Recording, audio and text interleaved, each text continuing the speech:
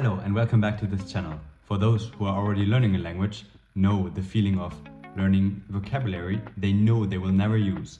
And for those who are looking to start a language, they are afraid of wasting their time learning vocabulary they will never use in day-to-day conversations. This is why I want to present to you today 2 measures to learn relevant vocabulary you can then use in your day-to-day conversations and also in your online conversations you have to practice. I've created this Notion template, which includes both methods and you can find in the description below. The first method is about describing your past, current and future week. Because in the end, in your day-to-day conversations, you're often speaking about exactly these things. So if you practice them beforehand, you feel much more confident and also already possess most of the relevant vocabulary when then practicing in real-world situations or practicing online with your conversation partner. When thinking about your past, current and future week, you can of course write about everything you want. There are no restrictions. However, in this template, I just gave some prompts which might help you to reflect on the week, on the current week and also the future week. So you can write about what activities you undertook, which helps you then to speak about them in real-world conversations. And also using different tenses is also quite useful. So taking the past and also applying the future.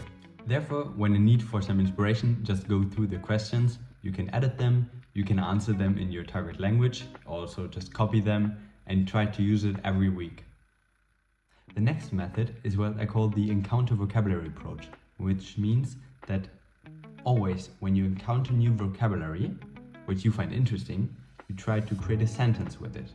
So you can try to do it on your own or also use a translator. And then, as you can see in the template, you can also mark this word so you remember which word of the sentence was new for you. Another part of this strategy is to really think as much as possible in the target language. So just try to translate your day-to-day thoughts and also impressions into your target language. So for example, if you think, oh, spring is really creating a lovely experience, lovely atmosphere, you can write it down in your document like La primavera sta creando una bella atmosfera.